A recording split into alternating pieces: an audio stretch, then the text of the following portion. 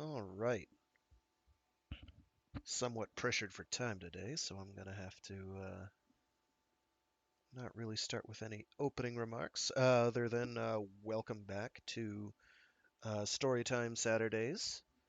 I am your narrator for today, Fragath, and I have a cat sitting on me, so I can't really get up and do stuff like drink water. Today I'm going to start us off with a story called Let 'Em Breathe Space by Lester Del Rey. It is from Space Science Fiction of July 1953.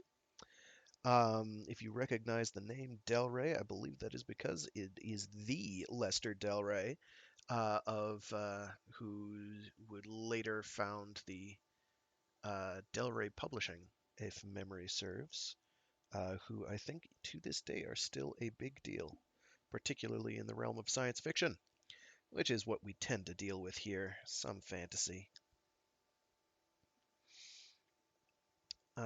This is a bit of a longer one, and it may be the only one I'm able to get to today due to scheduling constraints on my part, and me being too clever by half.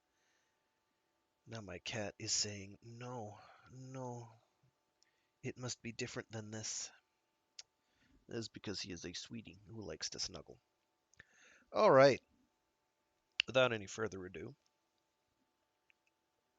Oh, cat, I would love to get water at this time, but I know that would offend you deeply. I know it would.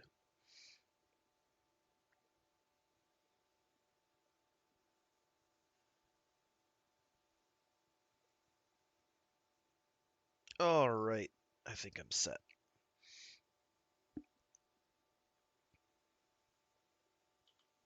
Let 'Em Breathe Space by Lester Del Rey.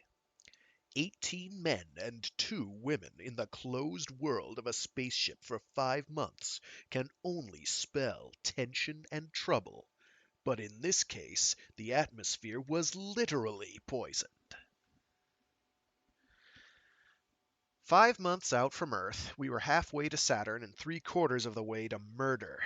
At least, I was. I was sick of the feuding, the worries, and the pettiness of the other 19 aboard. My stomach heaved at the bad food, the eternal smell of people, and the constant sound of nagging and complaints. For 10 lead pennies, I'd have gotten out into space and tried walking back to Earth. Sometimes I thought about doing it without the pennies. But I knew I wasn't that tough, in spite of what I looked.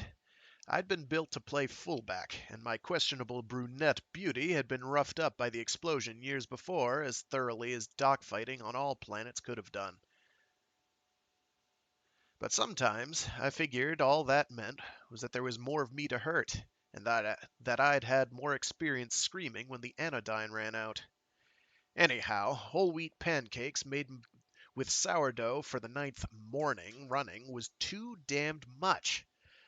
I felt my stomach heave over again, and took one whiff of the imitation maple syrup and shoved the mess back fast while I got up faster. It was a mistake. Phil Riggs, our scrawny, half-pint meteorologist, grinned nastily and reached for the plate. "'Smatter, Paul? Don't you like your breakfast? It's good for you. Whole wheat contains bran, the staff of life. Man, after that diet of bleached paste." There's one guy like that in every bunch.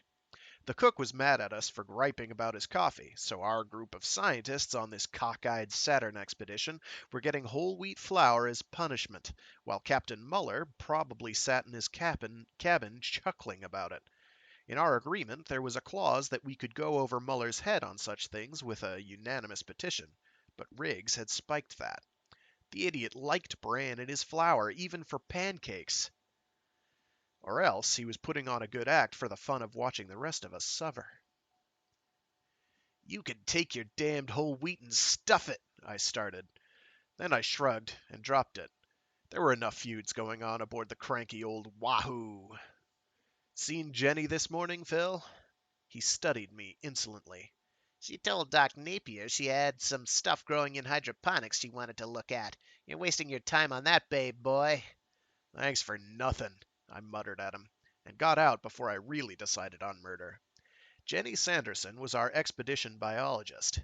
A natural golden blonde, just chin high on me, and cute enough to earn her way through a PhD doing modeling. She had a laugh that would melt a brass statue, at which she used too much on Doc Napier, on our chief, and even on grumpy old Captain Muller. But sometimes she used it on me, when she wanted something. And I never did have much use for a girl who was the strong, independent type where there was a man to do the dirty work. So that was okay. I suppose it was natural, with only 2 women among 18 men for month after month, but right then I probably liked Doc Napier less than the captain, even. I pulled myself from the corridor to hydroponics, started for observation, and then went on into the cubbyhole they gave me for a cabin. On the Wahoo, all a man could do was sleep or sit around and think about murder. Well, I had nobody to blame but myself. I'd asked for the job when I first heard Dr. Pietro had collected funds and priorities for a trip to study Saturn's rings at close hand. And because I'd done some technical work for him on the moon, he figured he might as well take me as any other good all-around mechanic and technician. He hadn't asked me, though. That had been my own stupid idea. Paul Tremaine, self-cure expert. I'd picked up a nice phobia against space when the superliner Lori Elu cracked up with 400 passengers on my first watch as second engineer. I'd gotten free and into a suit, but after they rescued me, it had taken 2 years on the moon before I could get up the nerve for the shuttle back to Earth. And after 8 years home, I should have let well enough alone. Left, I should have let well enough alone. If I'd known anything about Pietro's expedition, I'd have wrapped myself in my phobia and loved it. But I didn't know then that he'd done well with priorities, and only fair with funds. The best he could afford was the rental of the old Earth-Mars-Venus Triangle freighter. Naturally, when the Wahoo's crew heard they were slated for what would be at least 3 years off Earth without fancy bonus rates, they quit. Since nobody else would sign on, Pietro had used his priorities to get an injunction that forced them back aboard. He'd stuffed extra oxygen, water, food, and fertilizer on top of her regular supplies, then filled her holds with some top-level fuel he'd gotten from a government assist, and set out. And by the time I found out about it, my own contract was iron-bound, and I was stuck. As an astrophysicist, Pietro was probably tops. As a man to run the Lunar Observatory, he was a fine executive. But as a man to head up an expedition into deep space, somebody should have given him back his teething ring. Not that the Wahoo couldn't make the trip with the new fuel. She'd been one of the early survey ships before they turned her into a freighter. But she was meant for a crew of maybe 6 on trips of a couple of months. There were no game rooms, no lounges, no bar or library. Nothing but what had to be. The only thing left for most of us aboard was to develop our hatreds of the petty faults of the others. Even with a homogeneous and willing crew, it was a perfect setup for cabin fever, and we were as heterogeneous as they came. Naturally, the crew hated the science boys after being impressed into duty, and also took it out on the officers. The officers felt the same about both other groups, and the scientists hated the officers and crew for all the inconveniences of the old Wahoo. Me? I was in no man's land. Technically in the science group, but without a pure science degree. I had an officer's feelings left over from graduating as an engineer on the ships, and I looked like a crewman. It cured my phobia, all right. After the first month out, I was too disgusted to go into a fear funk. But I found out it didn't help a bit to like space again and know I'd stay washed up as a spaceman.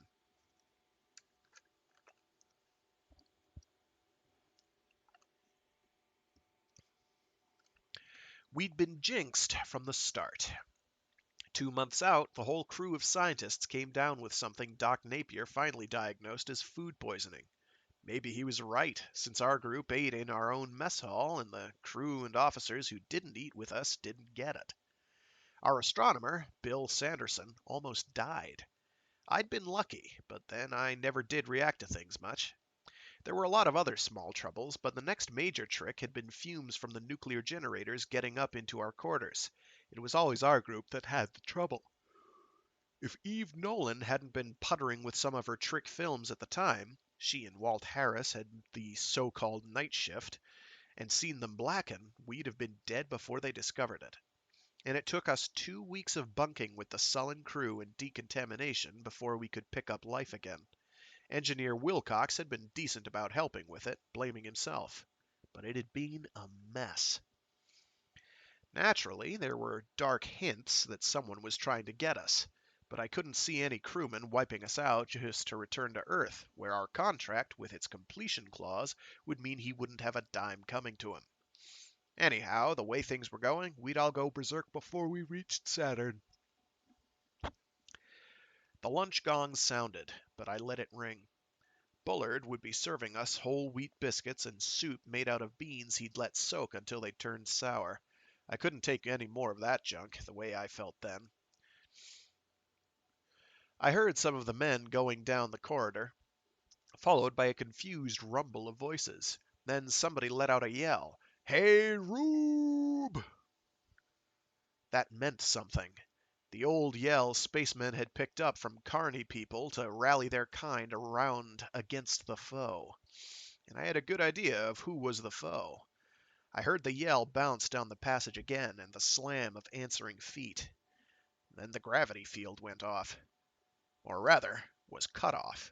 We may have missed the boat in getting anti-gravity, if there is such a thing, but our artificial gravity is darn near foolproof. It was 10 years since I'd moved in free fall, but Space Tech had done a good job of training good habits. I got out of my bunk, hit the corridor with a handout, bounced, kicked, and dove toward the mess hall without a falter. The crewmen weren't doing so well, but they were coming up the corridor fast enough. I could have wrung Muller's neck. Normally, in case of trouble, cutting gravity is smart. But not here, where the crew already wanted a chance to commit mayhem and had more experience than the scientists. Yet, surprisingly, when I hit the mess hall 10 feet ahead of the deckhands, most of the scientists were doing all right. Hell, I should have known Pietro, Sanderson, and a couple others would be used to no grav. In astronomical work, you cut your eye teeth on that. They were braced around the cook, who huddled back in a corner while our purser steward, Sam, was still singing for help. The fat face of the cook was dead white. Bill Sanderson, looking like a slim, blonde ballet dancer and muscled like an Apache expert, had him in one hand and was stuffing the latest batch of whole wheat biscuits down his throat. Bill's sister, Jenny, was giggling excitedly and holding more biscuits. The deckhands and Grundy, the mate, were almost at the door, and I had just time enough to slam it shut and lock it in their faces. I meant to enjoy seeing the cook taken down without any interruption. Sam let out a final yell, and Bullard broke free, making a mess of it without weight. He was sputtering out bits of the biscuit. Hal Lomax reached out a big hand, stained with the chemicals that had been his life's work, and pushed the cook back. And suddenly, the fat little Bullard switched from quaking fear to a blind rage. The last of the biscuit sailed from his mouth, and he spat at Hal. "You damned highfalutin black devil! You sneering at my cooking! I'm a white man, I am! I don't have to work for no black—" I reached him first, though even Sam started for him then. You can deliver a good blow in free fall if you know how. His teeth against my knuckles stopped my leap, and the back of his head bounced off the wall. He was unconscious as he drifted by us, moving upwards. My knuckles stung, but it had been worth it. Anyhow, Jenny's look more than paid for the trouble. The door shattered then, and the big hulk of Mate Grundy tumbled in, with the two deckhands and the pair from the engine room behind him. Sam let out a yell that sounded like protest, and they headed for us, just as gravity came on.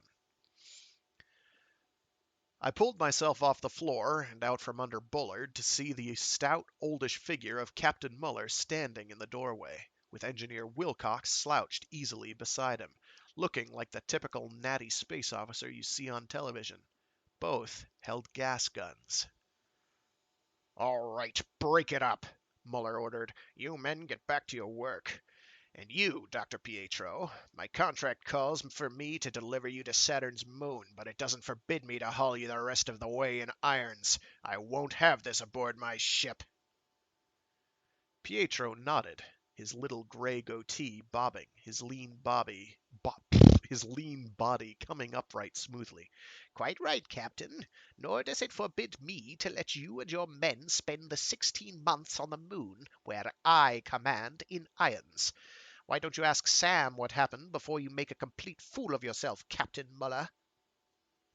Sam gulped and looked at the crew, but apparently Pietro was right. The little guy had been completely disgusted by Bullard.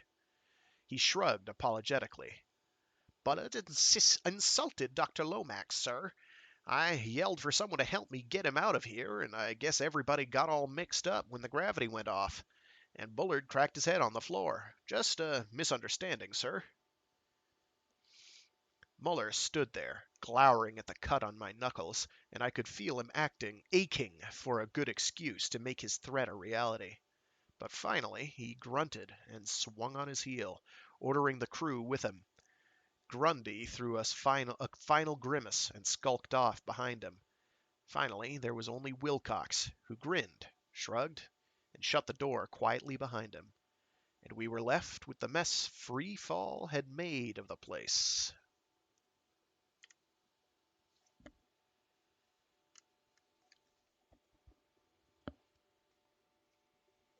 I spotted Jenny heading across the room, carefully not seeing the fatuous glances Pietro was throwing her way, and I swung in behind.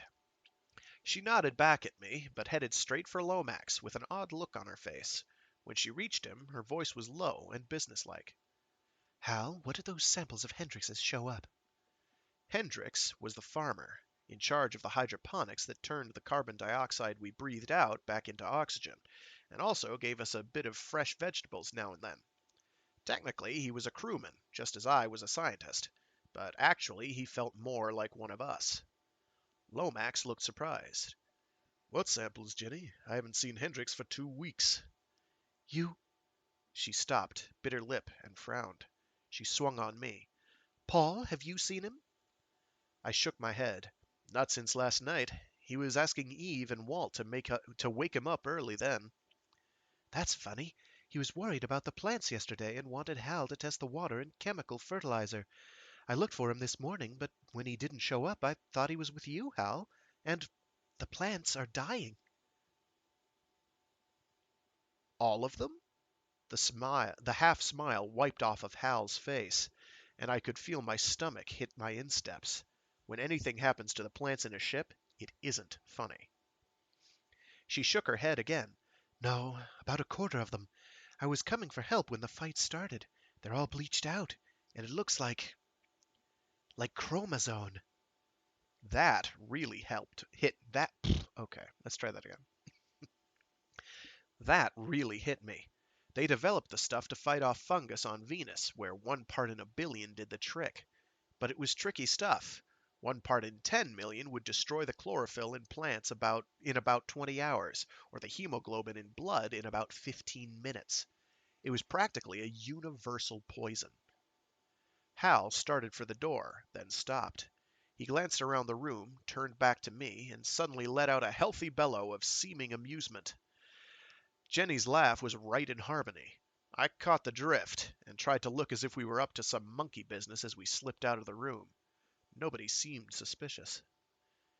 Then we made a dash for hydroponics, toward the rear of the ship.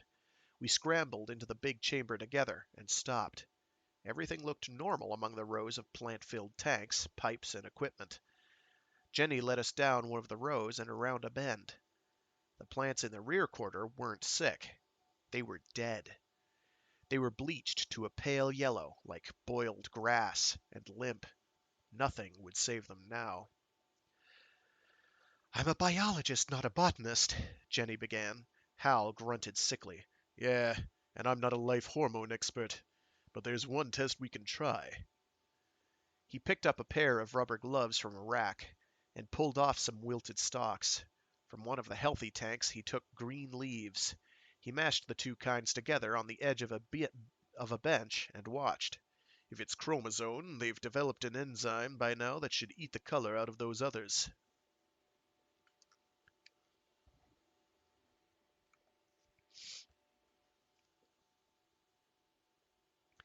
In about 10 seconds, I noticed the change.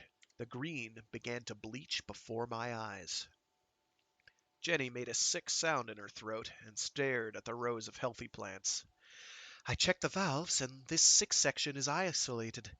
But if chromosome got into the chemicals, better get your spectroanalyzer out, Hal, while I get Captain Muller. Paul, be a dear and find Hendricks, will you? I shook my head and went farther down the rows. No need, Jenny, I called back. I pointed to the shoe I'd seen sticking out from the edge of one of the tanks. There was a leg attached. I reached for it, but Lomax shoved me back. Don't! The enzymes in the corpse are worse than the poison, Paul. Hands off. He reached down with the gloves and heaved. It was Hendricks, all right. A corpse with a face and hands as white as human flesh could ever get. Even the lips were bleached out. Jenny moaned. Oh, the fool! The stupid fool! He knew it was dangerous without gloves.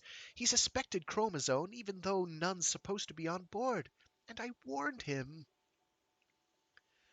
Not against this, you didn't, I told her. I dropped to my knees and took another pair of gloves. Hendricks's head rolled under my grasp.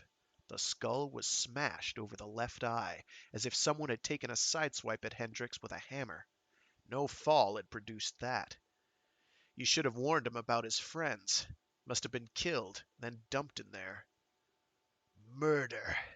Hal bit the word out in disgust. You're right, Paul. Not too stupid a way to dispose of the body, either. In another couple of hours, he'd have started dissolving in that stuff, and we'd never have guessed it was murder. That means this poisoning of the plants wasn't an accident. Somebody poisoned the water, then got worried when there wasn't a report on the plants. Must have been someone who thought it worked faster on plants than it does.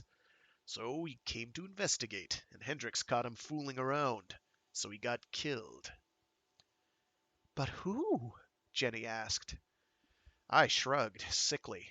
Somebody crazy enough, or desperate enough, to turn back that he'll risk our air and commit murder.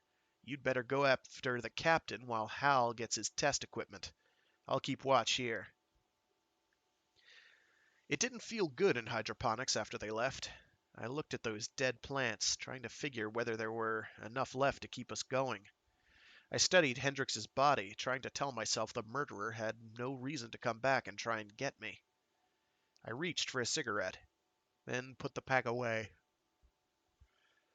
The air felt almost as close as the back of my neck felt tense and unprotected. And telling myself it was all imagination didn't help, not with what was in that chamber to keep me company.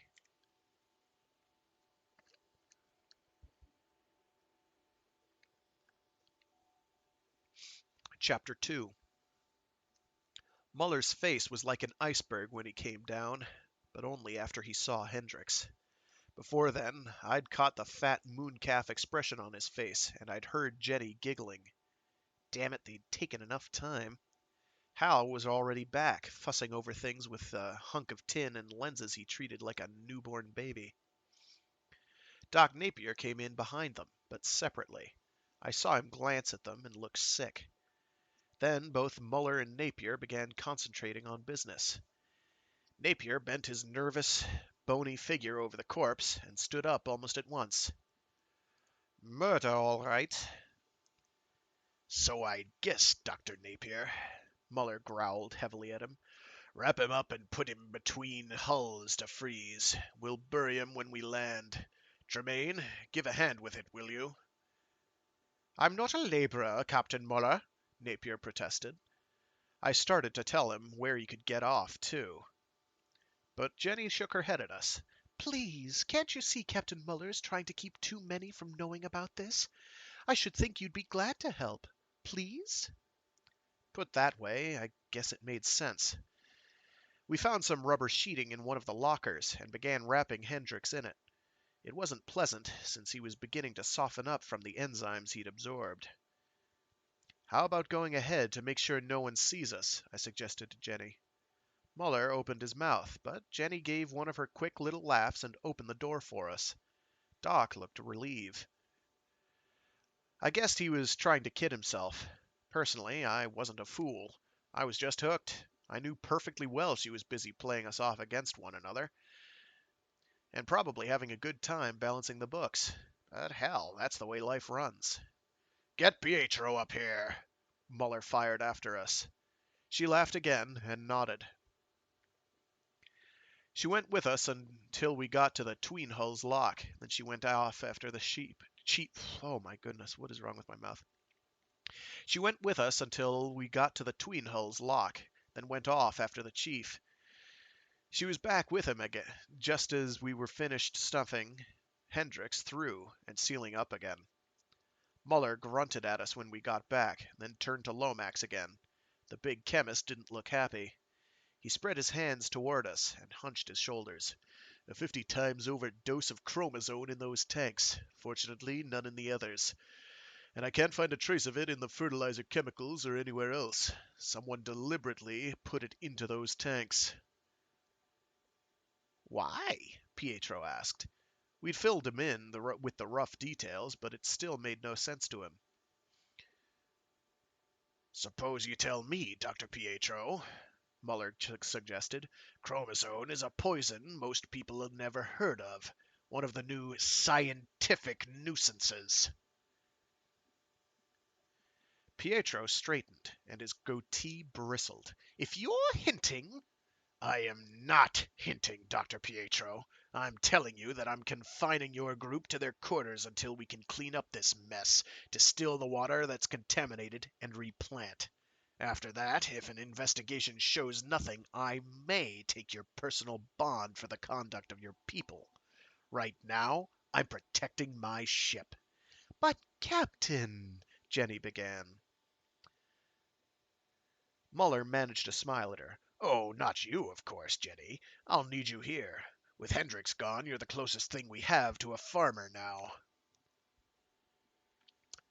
Captain Muller, Pietro said sharply. Captain, in the words of the historical novelists, drop dead.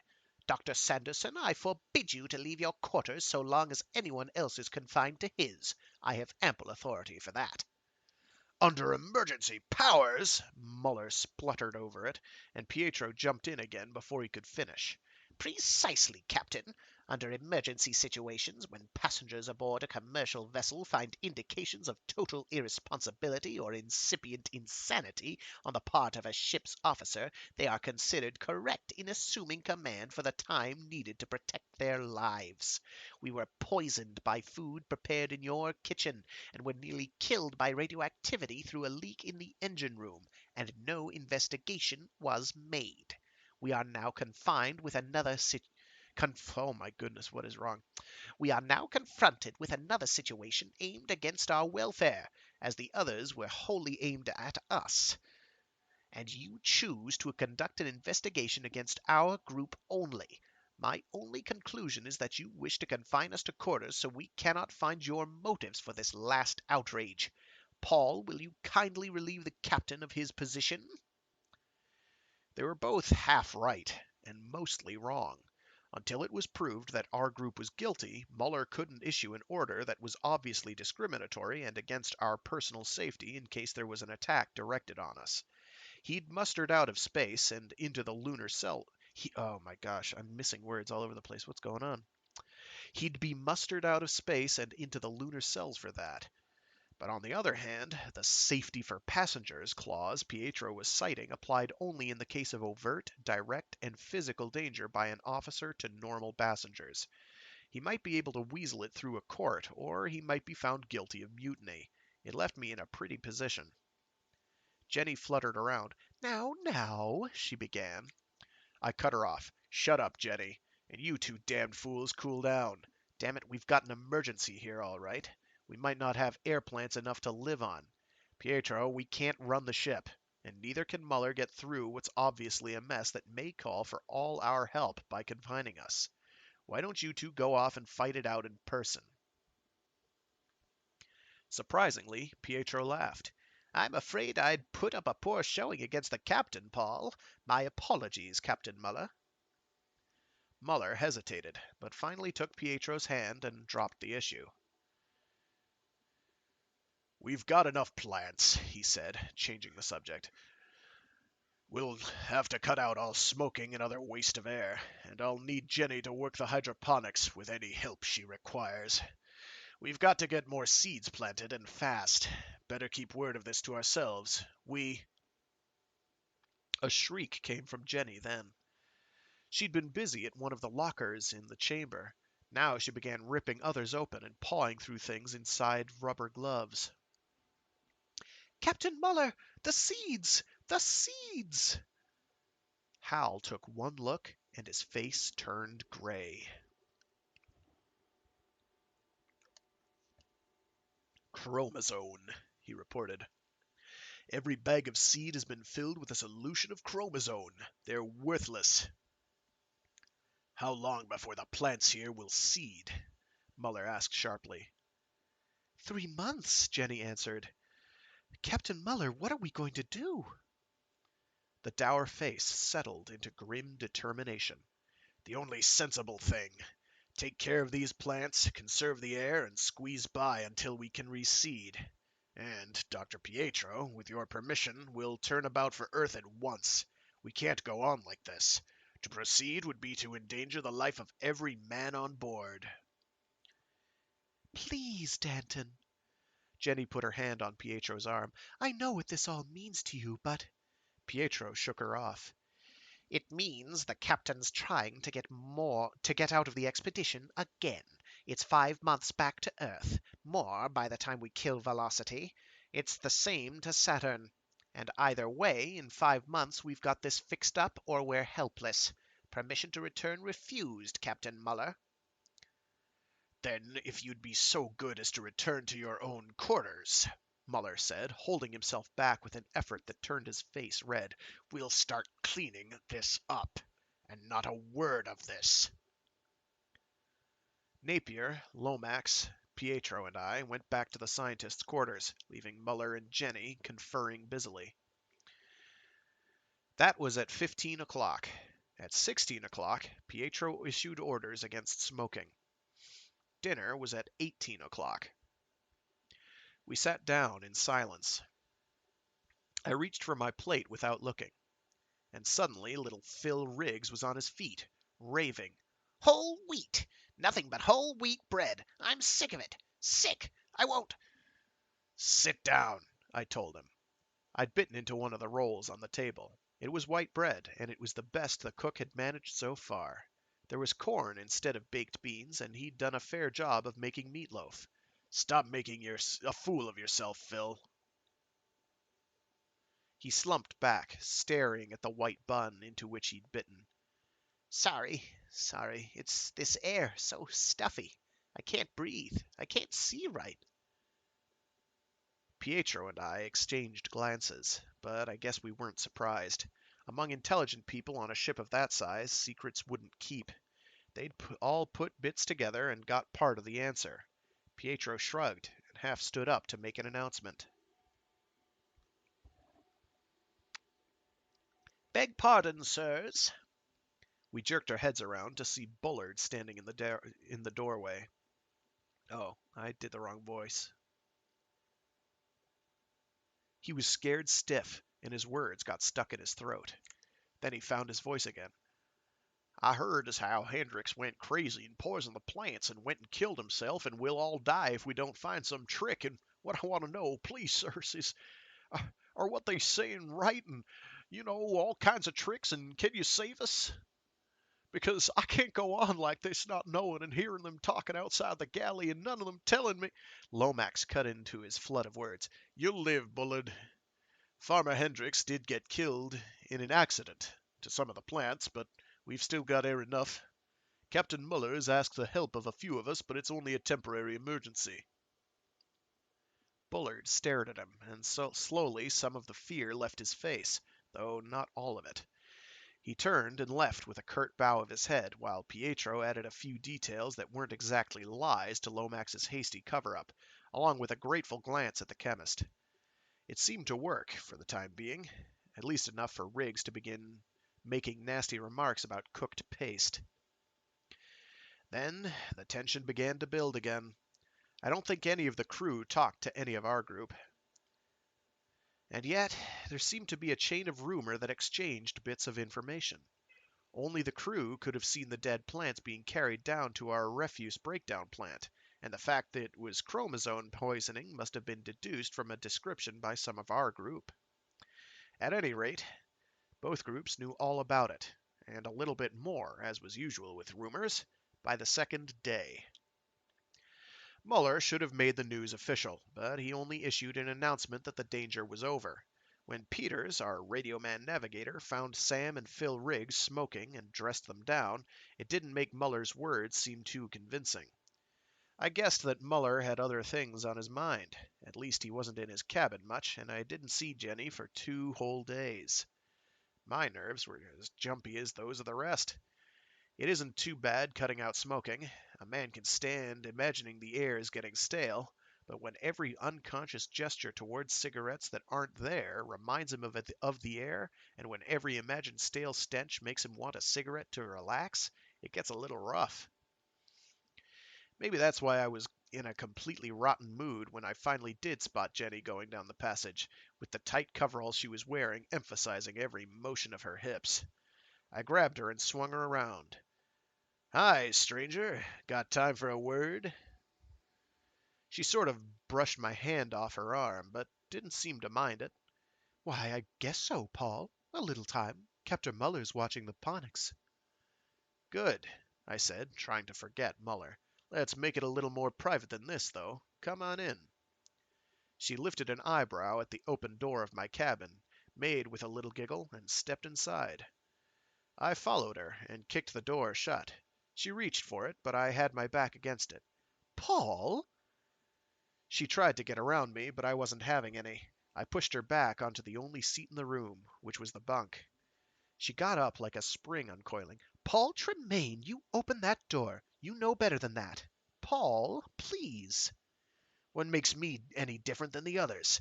You spend plenty of time in Muller's cabin, and you've been in Pietro's often enough. Probably Doc Napier's, too." Her eyes hardened, but she decided to try the patient and reason with the child line. That is different. Captain Muller and I have a great deal of business to work out. "Sure, and he looks great in lipstick." It was a shot in the dark, but it went home. I wished I'd kept my darned mouth shut. Before, I'd been suspecting it. Now, I knew. She turned pink and tried to slap me, which won't work when the girl is sitting on a bunk and I'm on my feet. You mind your own business. "I'm doing that. Generations should stick together, and he's old enough to be your father." She leaned back and studied me. Then she smiled slowly, and something about it made me sick inside.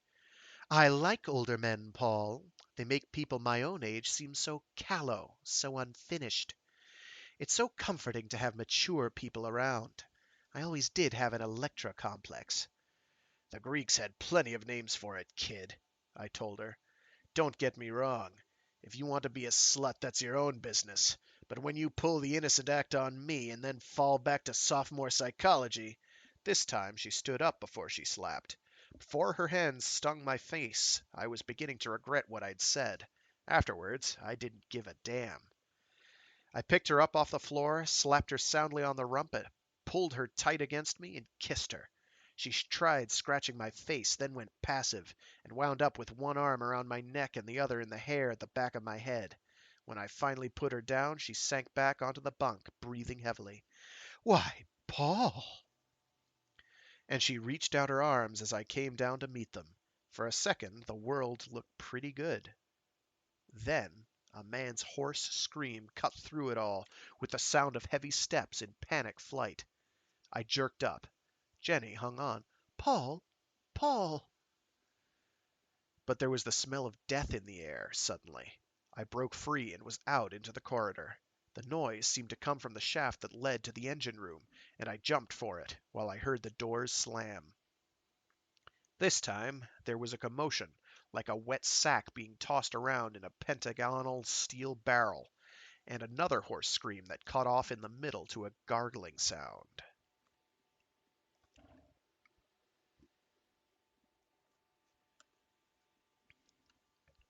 I reached the shaft and started down the center rail, not bothering with the hand grips.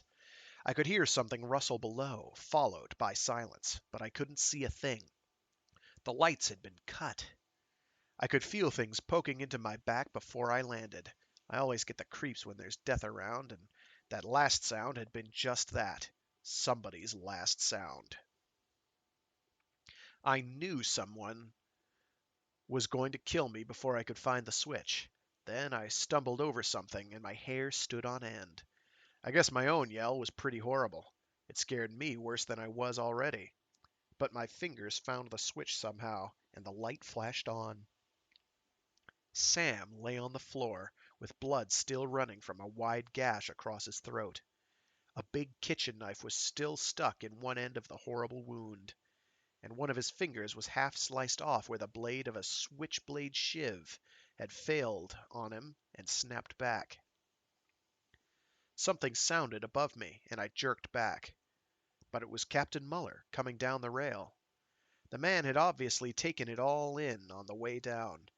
He jerked the switchblade out of Sam's dead grasp and looked at the point of the knife. There was blood further back from the cut finger, but none on the point. Damn! Muller tossed it down in disgust.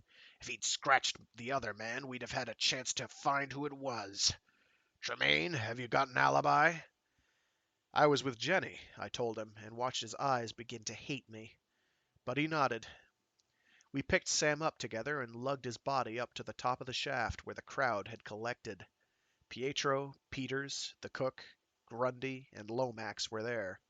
Beyond them, the dark-haired, almost masculine head of Eve Nolan showed, her eyes studying the body of Sam as if it were a negative in her darkroom. As usual, Bill Sanderson was as close to her as he could get. But there was no sign now of Jenny. I glanced up the corridor, but saw only Wilcox and Phil Riggs, with Walt Harris trailing them, rubbing the sleep out of his eyes. Muller moved directly to Pietro. 6 left in my crew now, Dr. Pietro. First Hendricks, now Sam. Can you still say that the attack is on your crew, when mine keep getting killed? This time, sir, I demand... Give 'em hell, Captain, Ape-Man Grundy broke in. cut the fancy stuff, let's see the damn murderin', let's get the damn murderin' rats. Muller's eyes quartered him, spit at his carcass, and began turning him slowly over a bed of coals. Mr. Grundy, I am master of the Wahoo. I fail to remember asking for your piratical advice. Dr. Pietro, I trust you will have no objections if I ask Mr. Peters to investigate your section and group thoroughly. None at all, Captain Muller, Pietro answered. I trust Peters, and I feel sure you'll permit me to delegate Mr. Tremaine to inspect the remainder of the ship. Muller nodded curtly. Certainly. Until the madman is found, we're all in danger. And unless he is found, I insist I must protect my crew and my ship by turning back to Earth. I cannot permit that, sir. Your permission for that was not requested, Dr. Pietro. Yes, Bullard. The cook had been squirming and muttering to himself for minutes. Now he darted out toward Grundy, and his finger pointed to Lomax. He done it. I seen him. Killed the only friend I had, he did. They went by my galley, and he grabbed my big knife, that one there, and he killed Sam.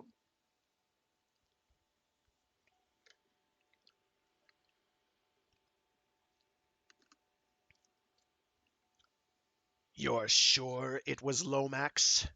Muller asked sharply. Sure, I'm sure. Sam, he was acting queer lately. He was worried. Told me he saw something, and he was going to know for sure. He borrowed my switchblade knife that my wife gave me, and he went out looking for something. Then I heard him a-running, and I looked up, and there was this guy chasing him. Sure, I seen him with my own eyes. Eve Nolan chuckled throatily, throwing her mannish-cut hair back from her face. She was almost pretty, with an expression on her countenance, even if it was amused disgust.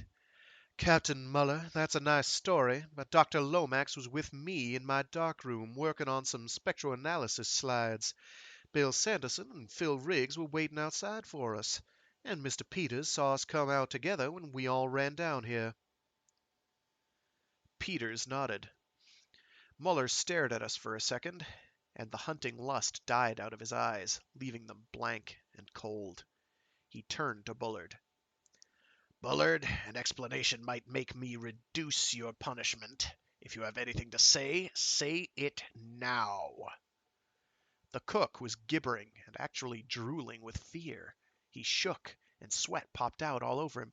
My knife! I had to say something. They stole my knife. They wanted it to look like I'd done it. God, Captain, you'd have done the same. Can't punish a man for trying to save his life. I'm a good man, I am. Can't whip a good man. Can't. Give him 25 lashes with the wire, Mr. Grundy, Muller said flatly. Pietro let out a shriek on top of the cook's. He started forward, but I caught him. Captain Muller's right, I told him. On a spaceship, the full crew is needed. The brig is useless, so the space-enabling charter recognizes flogging.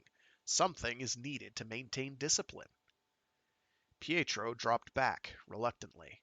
But Lomax faced the captain. The man is a coward, hardly responsible, Captain Muller. I'm the wounded party in this case, but it seems to me that hysteria isn't the same thing as maliciousness. Suppose I ask for clemency? Thank you, Dr. Lomax, Muller said, and actually looked relieved. Make it 10 lashes, Mr. Grundy. Apparently no real harm has been done, and he will not testify in the future.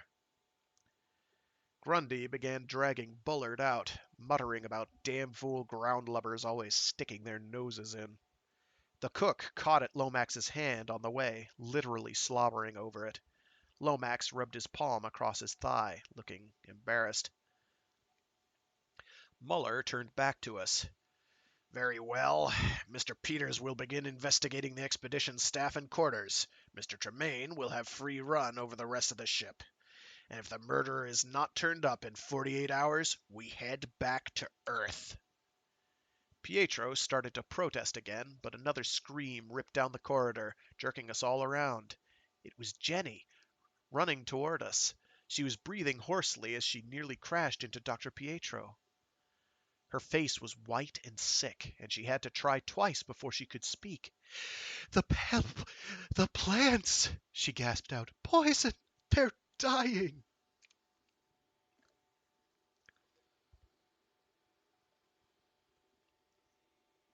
Oh, that's right. Splash water all over myself. Real smart. Chapter 3. It was Chromazone again. Muller had kept most of the gang from coming back to hydroponics, but he, Jenny, Pietro, Wilcox, and myself were enough to fill the room with the smell of sick fear. Now, less than half of the original space was filled with healthy plants.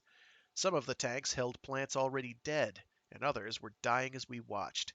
Once beyond a certain stage, the stuff acted almost instantly. For hours there was only a slight indication of something wrong, and then suddenly there were the dead, bleached plants. Wilcox was the first to speak. He still looked like some nattily dressed hero of a space serial, but his first words were ones that could never have gone out on a public broadcast. Then he shrugged. They must have been poisoned while we were all huddled over Sam's body. Who wasn't with us? Nonsense, Pietro denied. This was done at least 18 hours ago, maybe more. We'd have to find who was around then. 20 hours, or as little as 12, Jenny amended. It depends on the amount of the dosage to some extent. And she almost managed to blush. Well, there have been a lot of people around. I can't even remember. Mr. Grundy and one of the men, Mr. Wilcox, Dr. Napier. Oh, I don't know. Muller shook his head in heavy agreement. Naturally. We had a lot of work to do here. After word got around about Hendricks, we didn't try to conceal much. It might have happened when someone else was watching, too. The important thing, gentlemen, is that now we don't have a reserve enough to carry us to Saturn. The plants remaining can't handle the air for all of us. And while we ship some reserve oxygen... He let it die in a distasteful shrug. At least this settles one thing. We have no choice now but to return to Earth. Captain Muller, Pietro bristled quickly, that's getting to be a monomania with you. I agree we are in grave danger. I don't relish the prospect of dying any more than you do, perhaps less in view of certain peculiarities.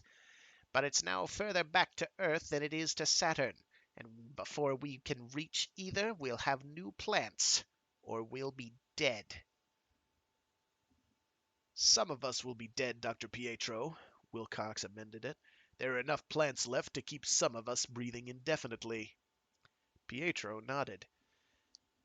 And I suppose, in our captain's mind, that means the personnel of the ship can survive. Captain Muller, I must regard your constant attempt to return to Earth as highly suspicious in view of this recurrent sabotage of the expedition. Someone here is apparently either a complete madman or so determined to get back that he'll resort to anything to accomplish his end. And you have been harping on returning over and over again. Muller bristled, and a big heavy fist tightened. Then he drew himself up to his full dumpy height. Dr. Pietro, he said stiffly, I am as responsible to my duties as any man here, and my duties involve protecting the life of every man and woman on board. If you wish to return, I shall be most happy to submit this to a formal board of inquiry. Just a minute, I told them. You two are forgetting that we've got a problem here. Damn it, I'm sick of this fighting among ourselves. We're a bunch of men in a jam, not two camps at war now. I can't see any reason why Captain Muller would want to return that badly. Muller nodded slightly. Thank you, Mr. Tremaine. However, for the record, and to save you trouble investigating, there is a good reason. My company is now building a superliner. If I were to return within the next 6 months, they'd promote me to captain of that ship.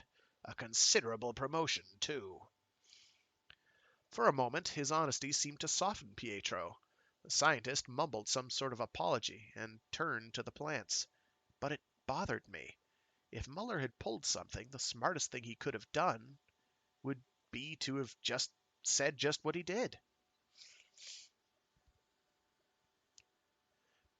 Let me reread that, because I mangled that horribly.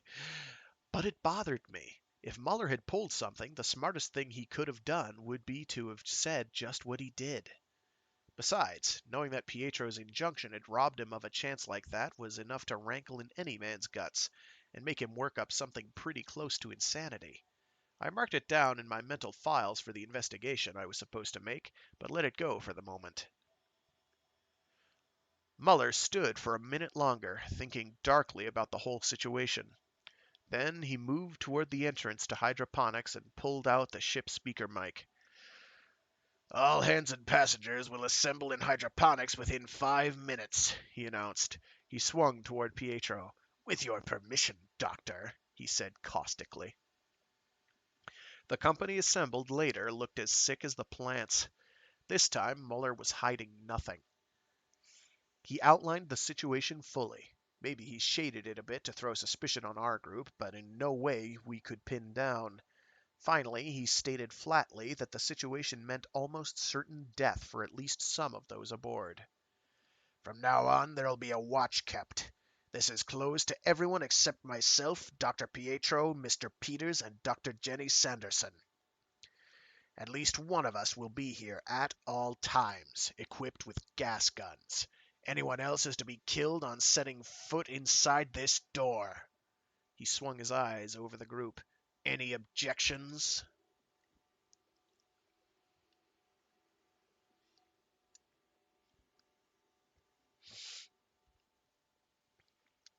Grundy stirred uncomfortably. I don't go for them science guys up here. Takes a crazy man to do a thing like this, and everybody knows. Eve Nolan laughed roughly. Ha! Everyone knows you've been swearing you won't go the whole way, Grundy. These jungle tactics should be right up your alley. That's enough. Muller cut through the beginnings of the hassle. I trust those I appointed, at least more than I do the rest of you. The question now is whether to return to Earth at once or go on to Saturn. We can't radio for help for months yet. We're not equipped with sharp beams, we're low powered, and we're off the lanes where Earth's pickups hunt. Dr. Pietro wants to go on, since we can't get back within our period of safety. I favor returning, since there is no proof that this danger will end with this outrage. We've agreed to let the result of a vote determine it. Wilcox stuck up a casual hand, and Muller nodded to him. He grinned amiably at all of us. There's a third possibility, Captain. We can reach Jupiter in about 3 months if we turn now. It's offside, but closer than anything else. From there, on a fast liner, we can be back on Earth in another 10 days. Muller calculated, while Peters came up to discuss it. Then he nodded. Saturn or Jupiter, then. I'm not voting, of course. Bullard is disqualified to vote by previous acts. He drew a low moan from the sick figure of Bullard for that, but no protest. Then he nodded. All those in favor of Jupiter, your right hands, please. I counted them, wondering why my own hand was still down. It made some sort of sense to turn aside now, but none of our group was voting, and all the others had their hands up, except for Dr. Napier. 7, Muller announced. Those in favor of Saturn. Again, Napier didn't vote. I hesitated, then put my hand up. It was crazy, and Pietro was a fool to insist. But I knew that he'd never get another chance if this failed, and... 8, Muller counted. He sighed, then straightened. Very well, we go on. Dr. Pietro, you will have my full support from now on. In return, I'll expect every bit of help in meeting this emergency. Mr. Tremaine was correct. We cannot remain camps at war. Pietro's goatee bobbed quickly, and his hand went out. But while most of the scientists were nodding with him, I caught the dark scowl of Grundy and heard the mutters from the deckhands and the engine men. If Muller could get them to cooperate, he was a genius. Pietro faced us, and his face was serious again. We can hasten the seeding of the plants a little, I think, by temperature and light and dark cycle manipulations. Unfortunately, these aren't sea algae plants, or we'd be in comparatively little trouble. That was my fault in not converting. We can, however, step up their efficiency a bit, and I'm sure we can find some way to remove the carbon dioxide from the air. How about oxygen to breathe? Peters asked. That's the problem, Pietro admitted. I was wondering about electrolyzing water. Wilcox bobbed up quickly. Can you do it on AC current? Lomax shook his head. It takes DC. Then that's out. We'll run on 220 AC, and while I can rectify a few watts, it wouldn't be enough to help. No welders, except monatomic hydrogen torches, even. Pietro looked sicker than before. He'd obviously been counting on that. But he turned to Bullard. How about seeds? We had a crop of tomatoes a month ago, and from the few I had, they're all seed. Are any left? Bullard rocked from side to side, moaning. Dead. We're all gonna be dead. I told him, I did. You take me out there, I'll never get back. I'm a good man, I am. I was never meant to die way out here. I... He gulped and suddenly screamed. He went through the door at an awkward shuffle, heading for his galley. Muller shook his head and turned toward me. Check up, will you, Mr. Tremaine? And I suggest that you and Mr. Peters start your investigation at once. I understand that chromosome would require so little hiding space that there's no use searching for it. But if you can find any evidence, report it at once. Peters and I left. I found the galley empty. Apparently Bullard had gone to lie on his stomach in his bunk and nurse his terror. I found the freezer compartments, though, and the tomatoes. There must have been a bushel of them, but Bullard had followed his own peculiar tastes. From the food he served, he couldn't stand fresh vegetables, and he'd cooked the tomatoes down thoroughly and run them through the dehydrator before packing them away.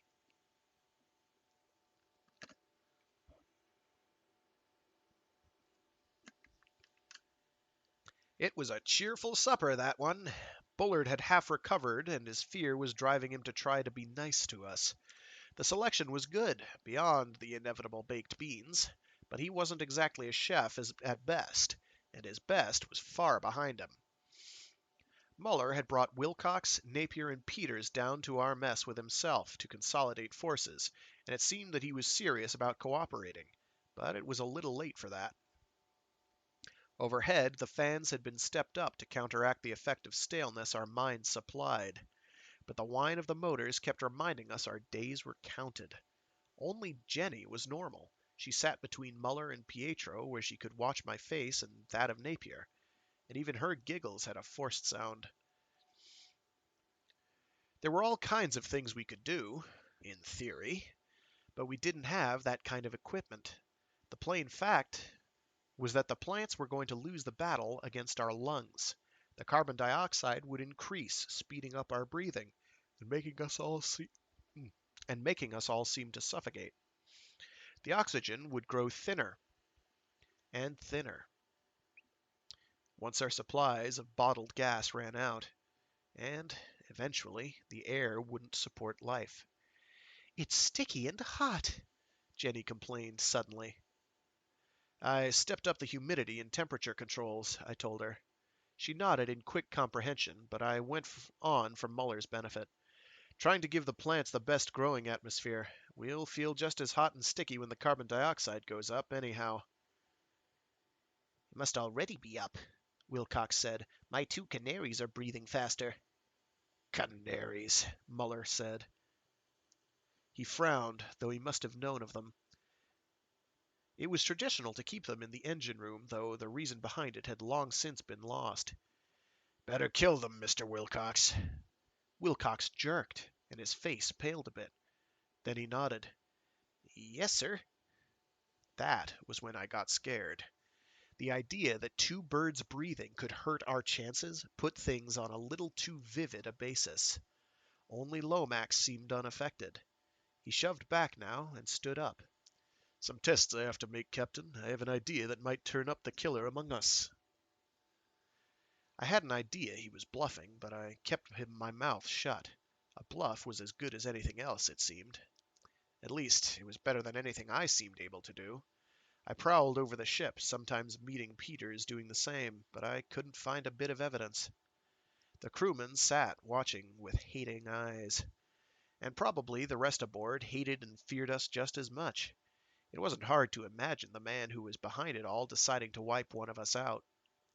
My neck got a permanent crimp from keeping one eye behind me, but there wasn't a shred of evidence I could find. In 2 more days we began to notice the stuffiness more. My breathing went up enough to notice. Somehow I couldn't get a full breath. And the 3rd night I woke up in the middle of my sleep with the feeling something was sitting on my chest, but since I'd taken to sleeping with the light on, I saw it was just the stuffiness that was bothering me. Maybe most of it had been psychological up until then, but that was the real thing. The nice part of it was that it wouldn't be sudden. We'd have days to get closer and closer to death, and days for each one to realize a little more that every man who wasn't breathing would make it that much easier for the rest of us. I caught myself thinking of it when I saw Bullard or Grundy.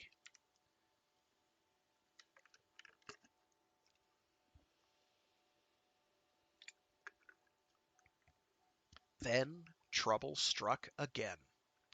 I was late getting to the scene this time, down by the engine room. Muller and Bill Sanderson were there ahead of me, trying to separate Hal Lomax and Grundy, but not doing so well. Lomax brought up a haymaker as I arrived and started to shout something, but Grundy was out of Muller's grasp and up, swinging a wrench. It connected with a dull thud, and Lomax hit the floor, unconscious.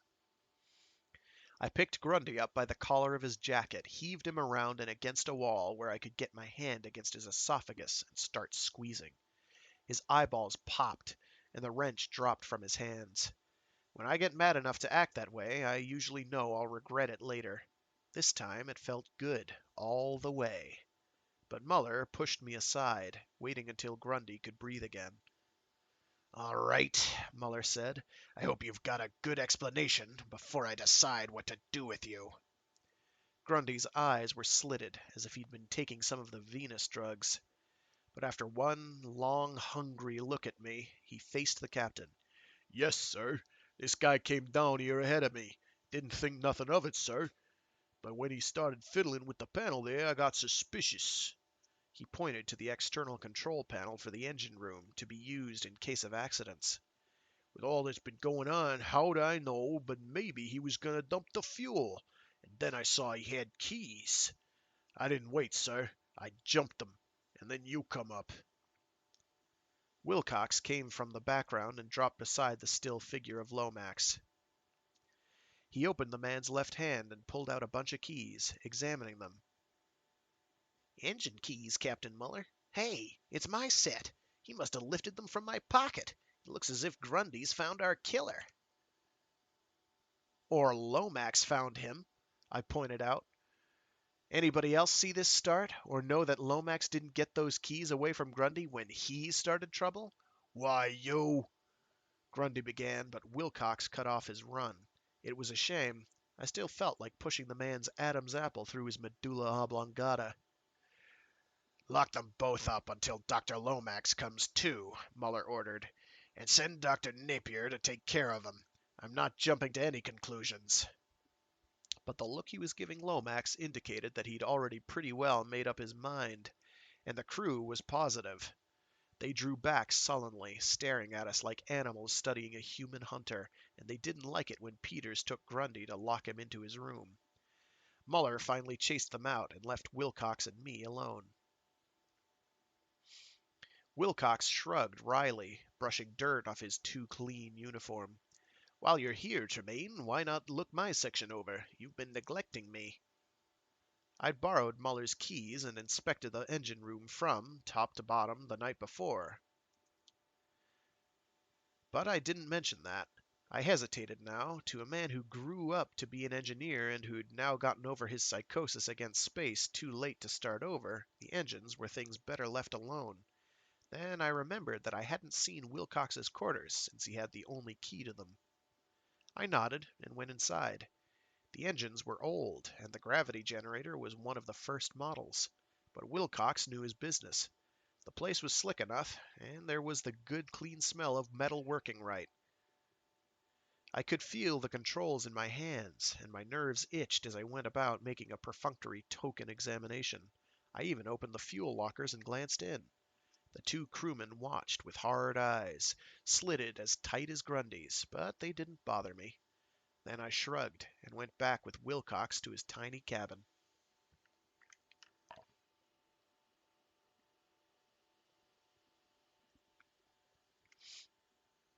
I was hit by the place before I got inside.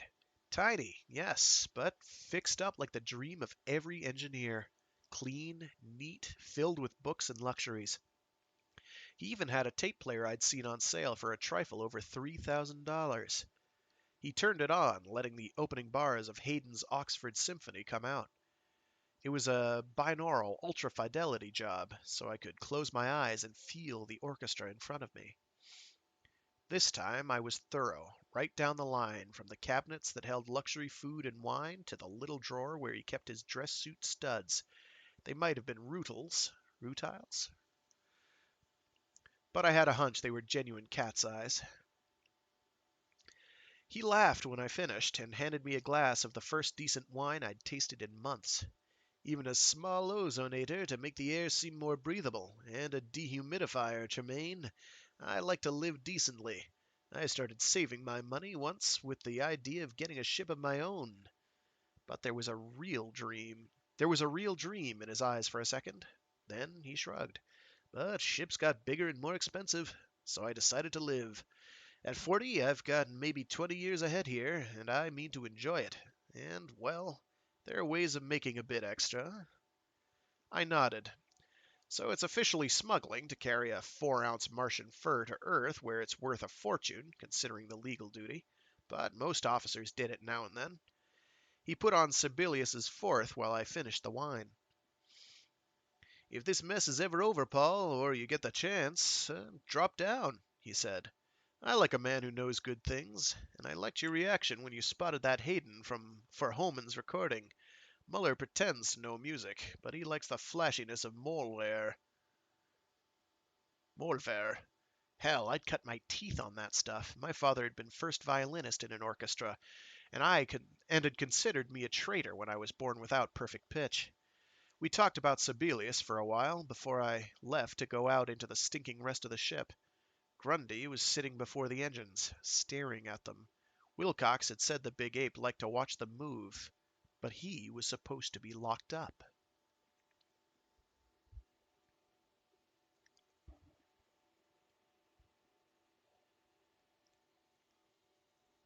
I stopped by Lomax's door. The shutter was open, and I could see the big man writhing about, but he was apparently unconscious. Napier came back from somewhere and nodded quickly. "Concussion," he said. "He's still out, but it shouldn't be too serious." "Grundy's loose." I'd expected surprise, but there was none. "Why?" He shrugged. "Muller claimed he needed his mate free to handle the crew, and there was no place the man could go. I think it was because the men are afraid they'll be outnumbered by your group." His mouth smiled, but it was suddenly bitter. "Jenny talked Pietro into agreeing with Muller." Mess was on when I reached the group. I wasn't hungry. The wine had cut the edge from my appetite, and the slow increase of poison in the air was getting me, as it was the others. Sure, carbon dioxide isn't a real poison, but no organism can live in its own waste all the same. I had a rotten headache. I sat there playing a little game I'd invented, trying to figure which ones I'd eliminate if some had to die. Jenny laughed up at Muller, and I added him to the list. Then I changed it and put her in his place. I was getting sick of the little witch, though I knew it would be different if she'd been laughing up at me. And then, because of the sick calf look on Bill Sanderson's face as he stared at Eve, I added him, though I'd always liked the guy. Eve, surprisingly, had as many guys after her as Jenny, but she didn't seem interested. Or maybe she did. She'd pulled her hair back and put on a dress that made her figure look good. Either flattery was working, or she was entering into the last days feeling most of us had. Napier came in and touched my shoulder.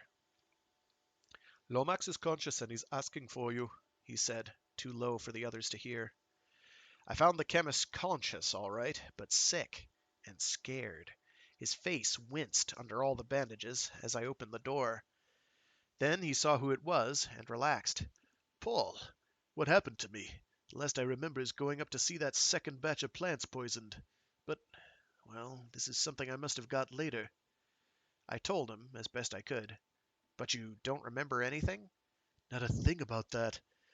It's the same as Napier told me, and I've been trying to remember. Paul, you don't think—" I put a hand on his shoulder and pushed him back gently. "Don't be a damned fool, Hal. I know you're no killer." "But somebody is, Paul. Somebody tried to kill me while I was unconscious." He must have seen my reaction. "They did, Paul. I don't know how I know. Maybe I almost came to, but somebody tried to poke a stick through the door with a knife on it. They want to kill me." I tried to calm him down until Napier came and gave him a sedative. The doctor seemed as sick about Hal's inability to remember as I was, though he indicated it was normal enough in concussion cases. "So is the hallucination," he added. "He'll be all right tomorrow." In that, Napier was wrong. When the doctor looked in on him the next time, the big chemist lay behind a door that had been pried open, with a long galley knife through his heart. On the bloody sheet, his finger had traced something in his own blood. It was... But the last S was blurred, and there was nothing more.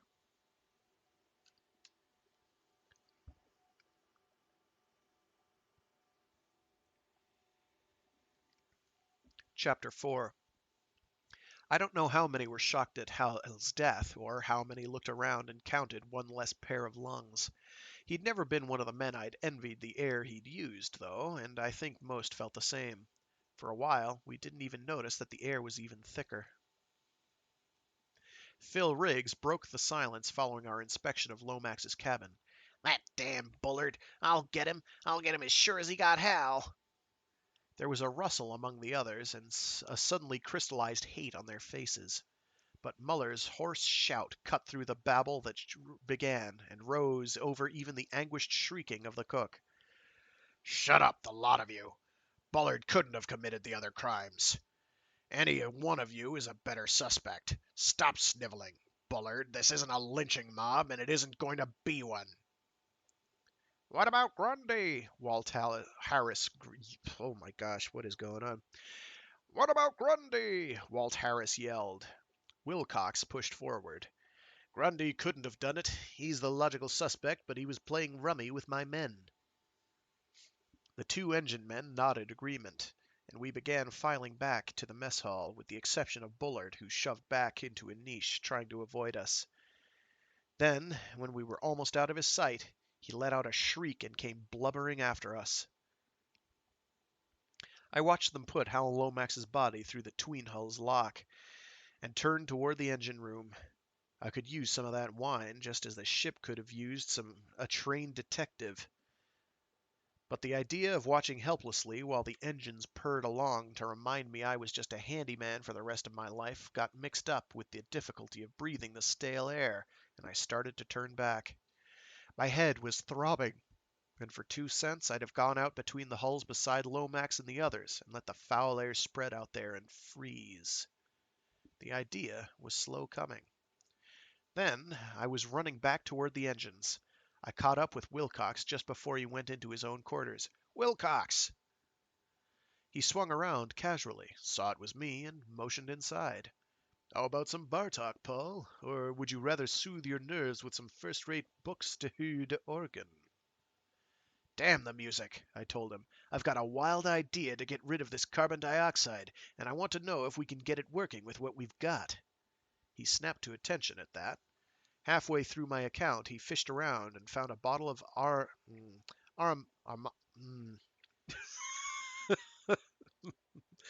The brain and eyes are willing, but the mouth is not. Armagnac. "I get it. If we pipe our air through the passages between the hulls on the shadow side, it will lose its heat in a hurry, and we can regulate its final temperature by how fast we pipe it through. Just keep it moving enough to reach the level where carbon dioxide freezes out, but oxygen stays a gas. Then pass it around the engines. We'll have to cut out the normal cooling setup, but that's okay. Warm it up. Sure, I've got equipment enough for that. We can set it up in a day. Of course, it won't give us any more oxygen, but we'll be able to breathe what we have. To success, Paul!" I guess it was good brandy, but I swallowed mine while calling Muller down and never got to taste it. Ugh, am I flagging? What's going on? It's surprising how much easier the air got to breathe after we double-checked the idea. In about 15 minutes, we were all milling around in the engine room, while Wilcox checked through equipment. But there was no question about it. It was even easier than we thought. We could simply bypass the cooling unit, letting the engine housing stay open to the between hulls section. Then it was simply a matter of cutting a small opening into that section at the other end of the ship and installing a sliding section to regulate the amount of air flowing in. The exhaust from the engine heat pumps was reversed and run out through a hole hastily knocked in the side of the wall. Naturally, we let it flow too fast at first. Space is a vacuum, which means it's a good insulator. We had to cut the air down to a trickle. Then Wilcox ran into trouble because his engines wouldn't cool with that amount of air. He went back to supervise a patched-up job of splitting the coolers into sections, which took time, but after that, we had it. I went through the hatch with Muller and Pietro. With air there was no need to wear spacesuits, but it was so cold that we could take it only for a minute or so. That was long enough to see a faint, fine mist of dry ice snow falling. It was also long enough to catch a sight of the 3 bodies there. I didn't enjoy that, and Pietro gasped. Muller grimaced. When we came back, he sent Grundy in to move the bodies to a hull section where our breathing air wouldn't pass over them. It wasn't necessary, of course, but somehow it seemed important. By lunch, the air seemed normal. We shipped only pure oxygen at about 3 pounds pressure, instead of loading it with a lot of useless nitrogen. With the carbon dioxide cut back to normal levels, it was as good as ever. The only difference was that the fans had to be set to blow in a different pattern. We celebrated, and even Bullard seemed to have perked up. He dug out pork chops and almost succeeded in making us cornbread out of some coarse flour I saw him pouring out of the food chopper. He had perked up enough to bewail the fact that all he had was canned spinach instead of turnip greens. But by night, the temper had changed, and the food indicated it again. Bullard's cooking was turning into a barometer of the psychic pressure. We'd had time to realize that we weren't getting something for nothing. Every molecule of carbon dioxide that crystallized out took 2 atoms of oxygen with it, completely out of circulation.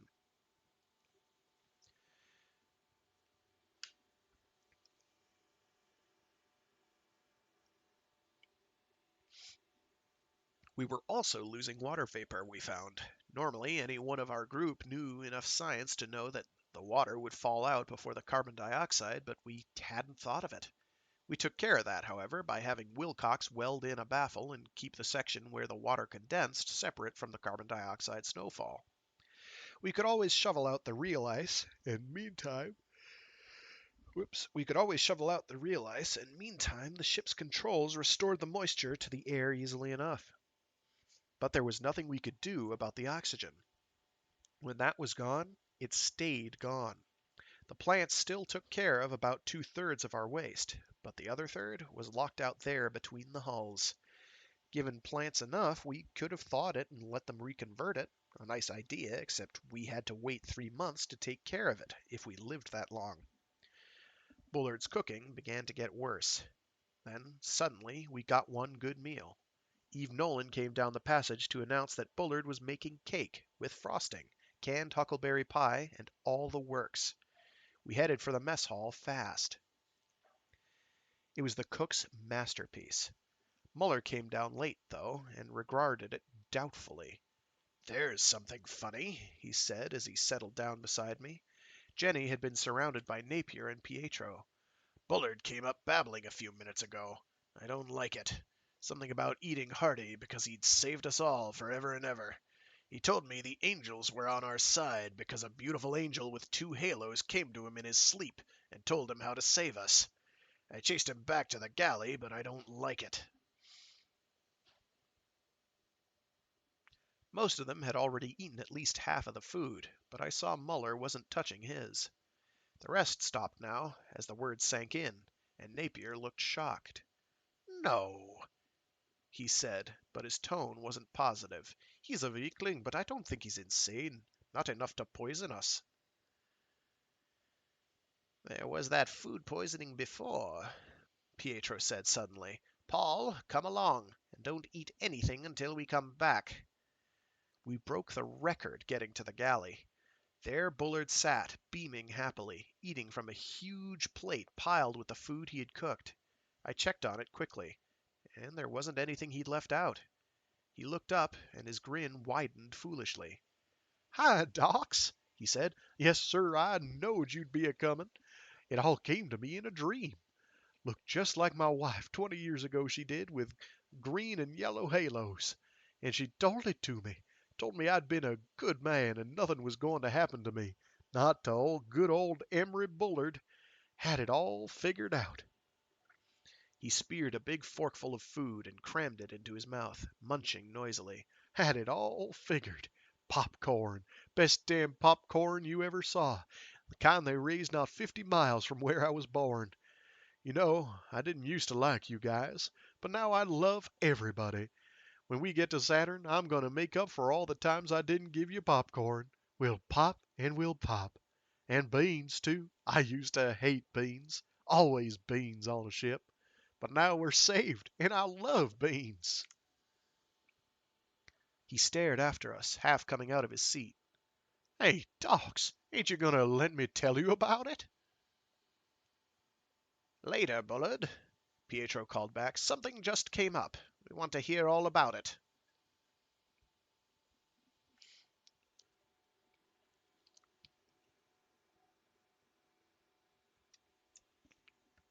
Inside the mess hall, he shrugged.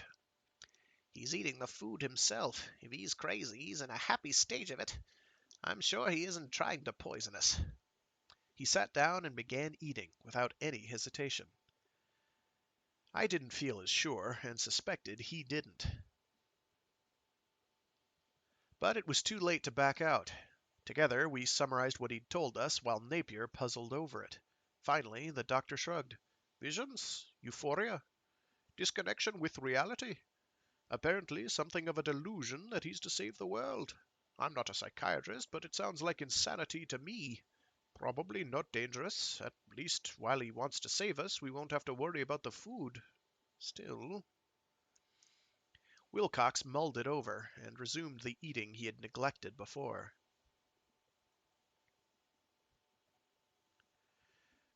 Grundy claimed... Oh, Wilcox, sorry. Grundy claimed he'd been down near the engine room trying to get permission to pop something in the big pile. I thought Grundy was just getting his stories mixed up. But popcorn. I'll have him locked in his cabin, Muller decided. He picked up the nearest handset, saw that it was to the galley, and switched quickly. Grundy, lock Bullard up, and no rough stuff this time. Then he turned to Napier. Dr. Napier, you'll have to see him and find out what you can. I guess there's a primitive fear of insanity in most of us. We felt sick beyond the nagging worry about the food. Napier got up at once. I'll give him a sedative. Maybe it's just nerves and he'll snap out of it after a good sleep. Anyhow, your mate can stand watching. Who can cook? Muller asked. His eyes swung down the table toward Jenny. I wondered how she'd get out of that. Apparently, she'd never told Muller about the scars she still had from spilled grease, and how she'd never forgiven her mother or been able to go near a kitchen since. But I should have guessed. She could remember my stories, too. Her eyes swung up toward mine pleadingly.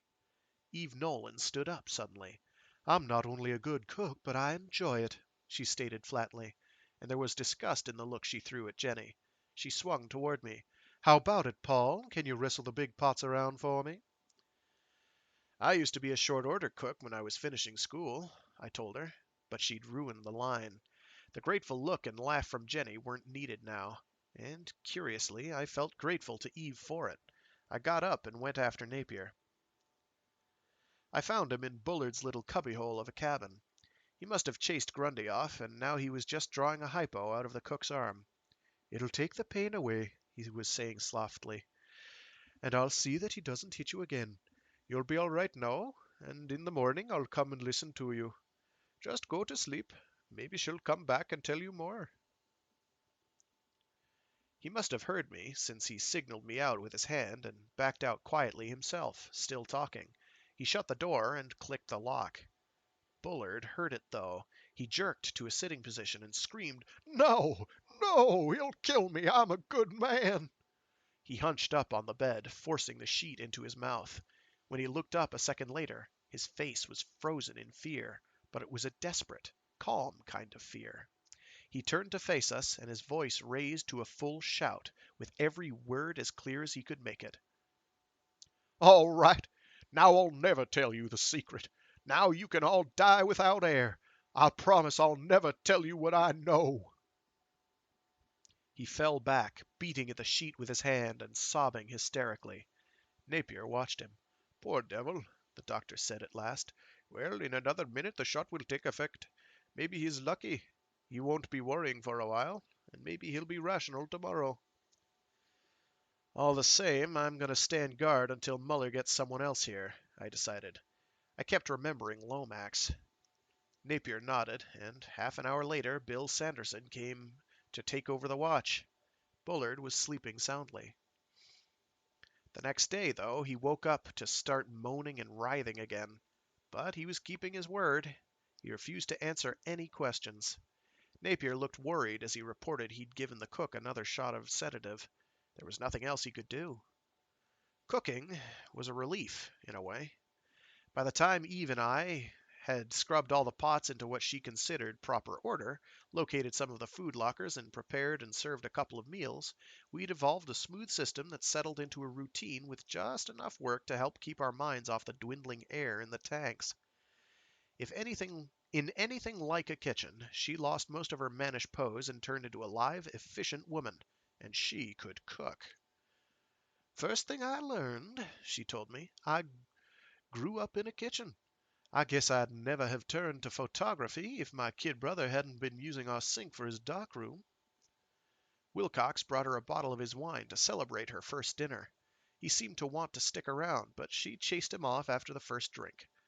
We saved half the bottle to make a sauce the next day. It never got made. Muller called a council of war, and his face was pinched and old. He was leaning on Jenny and Eve, and I came into the mess hall. Oh, whoops. He was leaning on Jenny as Eve and I came into the mess hall. Oddly, she seemed to be trying to buck him up. He got down to the facts as soon as all of us were together. Our oxygen tanks are empty, he announced. They shouldn't be, but they are. Someone must have sabotaged them from before the plants were poisoned, and done it so the dials wouldn't show it. I just found it out when the automatic switch to a new tank failed to work. We now have air in the ship, and no more. Dr. Napier and I have figured that this will keep us all alive with the help of the plants for no more than 15 days. I am open to any suggestions.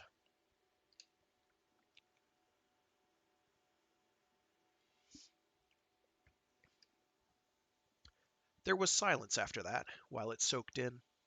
Then it was broken by a thin scream from Phil Riggs. He slumped into a seat and buried his head in his hands. Pietro put a hand on the man's thin shoulders. Captain Muller? Kill them. It was Grundy's voice, bellowing sharply. Let them breathe space. They got us into it. We can make out with the plants left. It's our ship. Muller had walked forward. Now his fist lashed out, and Grundy crumpled.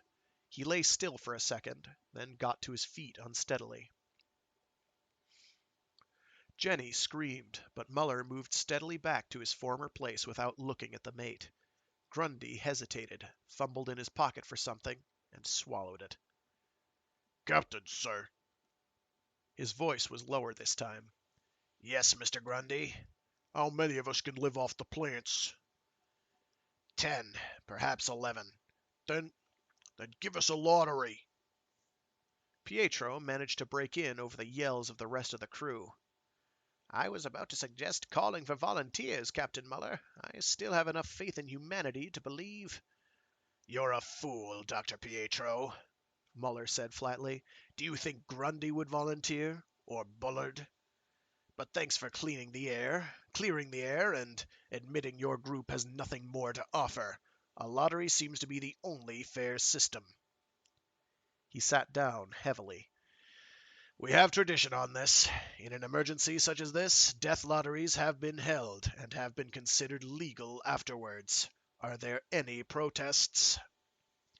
I could feel my tongue thicken in my mouth. I could see the others stare about, hoping someone would object, wondering if this could be happening. But nobody answered, and Muller nodded reluctantly. A working force must be left. Some men are indispensable. We must have an engineer, a navigator, and a doctor.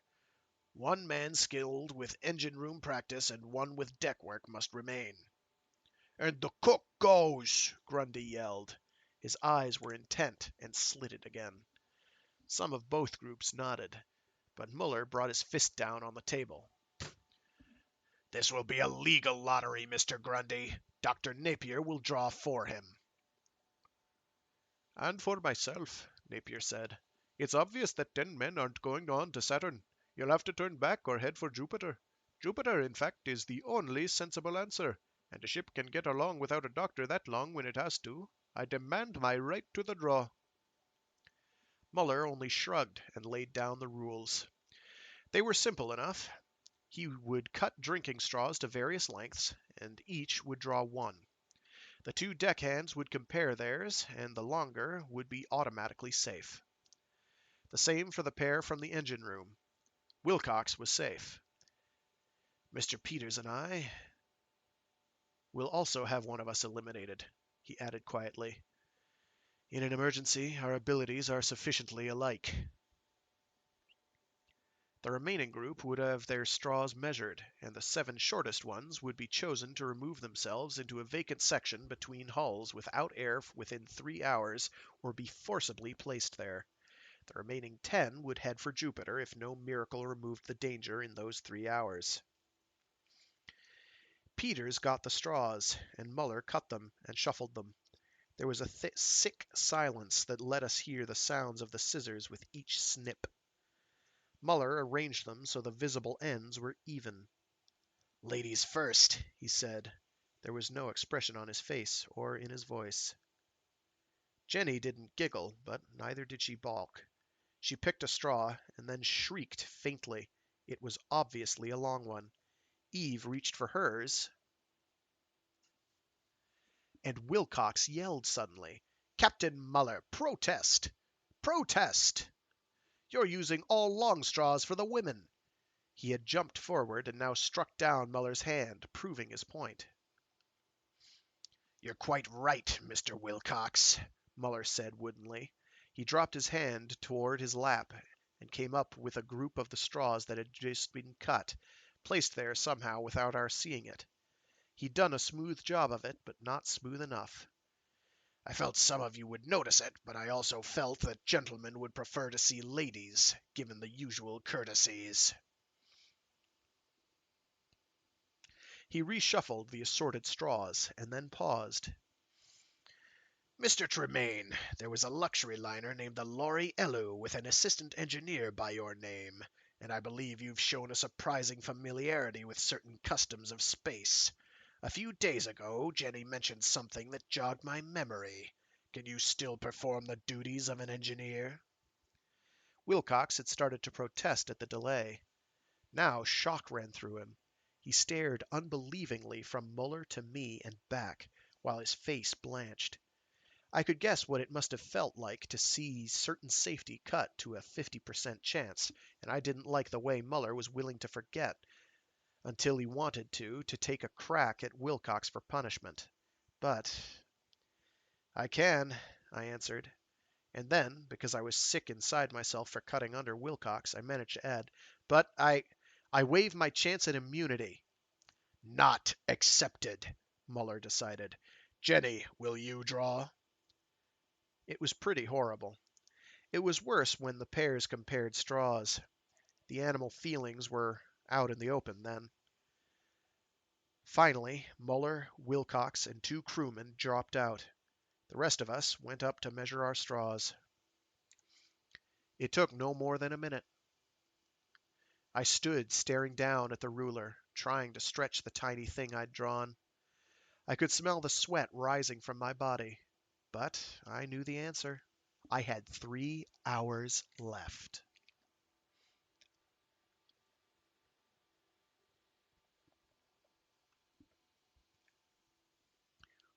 "Riggs, Oliver, Nolan, Harris, Tremaine, Napier, and Grundy," Muller announced. A yell came from Grundy. He stood up with the engine man named Oliver, and there was a gun in his hand. "No damn big brains kicking me off my ship," he yelled. "You guys know me. Hey, Rube!" Oliver was with him, and the other 3 of the crew sprang into the group. I saw Muller duck a shot from Grundy's gun and leap out of the room. Then I was in it, heading for Grundy. Beside me, Peters was trying to get a chair broken into pieces. I felt something hit my shoulder, and the shock knocked me downward just as a shot twisted over my head. Gravity cut off. Someone bounced off me. I got a piece of the chair that floated by, and found the end cracked and sharp, and tried to spin towards Grundy, but I couldn't see him. I heard Eve's voice yell over the other shouts. I spotted the plate coming for me, but I was still in midair. It came on steadily, edge on, and I felt it break against my forehead. Then I blacked out.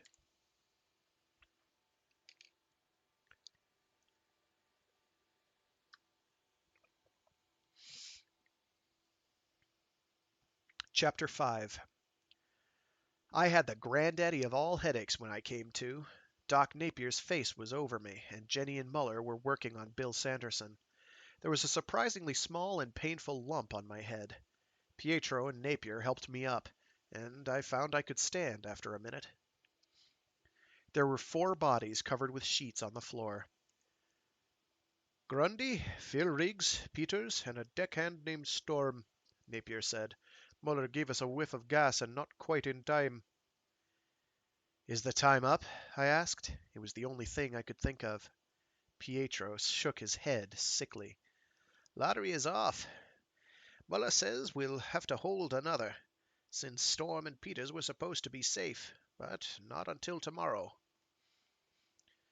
Eve came in then, lugging coffee. Her eyes found me, and she managed a brief smile.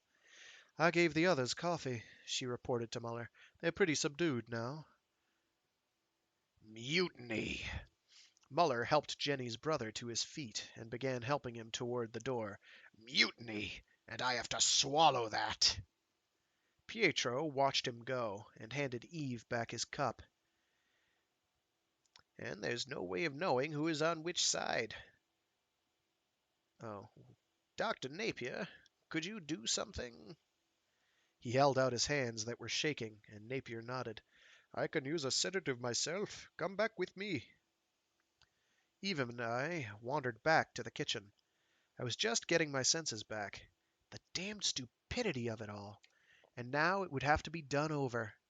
3 of us still had to have our lives snuffed out so the others could live. And we all had to go through hell again to find out which.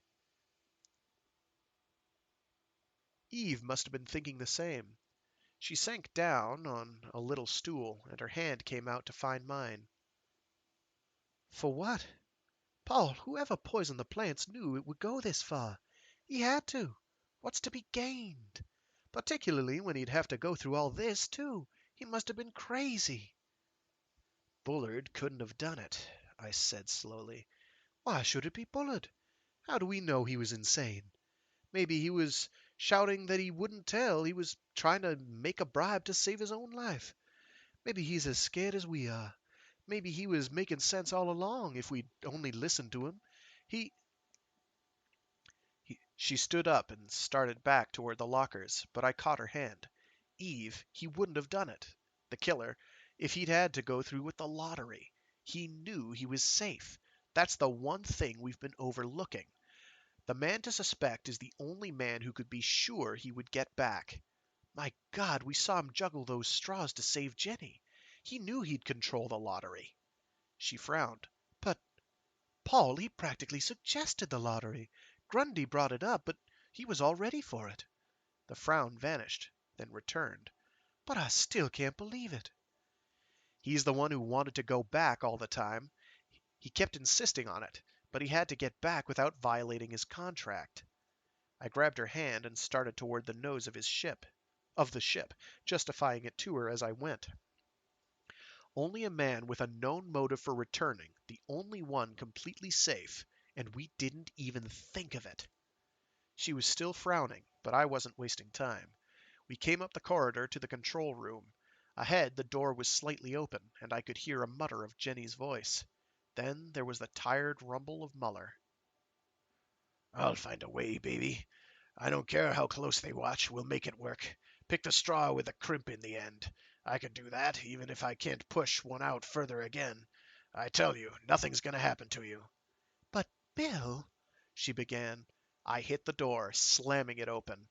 Muller sat on a narrow couch with Jenny on his lap. I took off for him, not wasting a good chance when he was handicapped. But I hadn't counted on Jenny. She was up, and her head banged into my stomach before I knew she was coming. I felt the wind knocked out, but I got her out of my way to look up into the muzzle of a gun in Muller's hands. "You'll explain this, Tremaine," he said coldly. "In 10 seconds I'll have an explanation or a corpse." Go ahead, I told him. Shoot, damn you. You'll get away with this, too, I suppose. Mutiny, or something. And down in that rotten soul of yours, I suppose you'll be gloating at how you made fools of us. The only man on board who was safe, even from a lottery, and we couldn't see it. Jenny, I hope you'll be happy with this butcher. Very happy. He never blinked. Say that about the only safe man aboard again, he suggested. I repeated it with details, but he didn't like my account. He turned to Eve and motioned for her to take it up. She was frowning harder, and her voice was uncertain, but she summed up our reasons quickly enough. And suddenly Muller was on his feet. Mr. Tremaine, for a damned idiot, you have a good brain. You found the key to the problem, even if you couldn't find the lock. Do you know what happens to a captain who permits a death lottery, even what I called a legal one? He doesn't captain a liner. He shoots himself after he delivers his ship, if he's wise. Come on, we'll find the one indispensable man. You stay here, Jenny. You too, Eve. Jenny whimpered, but stayed. Eve followed, and he made no comment. And then it hit me. The man who had thought he was indispensable, and hence safe. The man I'd naturally known in the back of my head could be replaced, although no one else had known until a little while ago. He must have been sick when you ran me in as a ringer, I said, as we walked down toward the engine hatch. But why? I've just had a wild guess as to part of it, Muller said.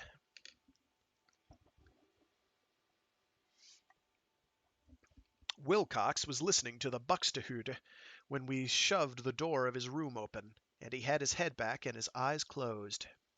He snapped to attention, and reached out with one hand toward a drawer beside him.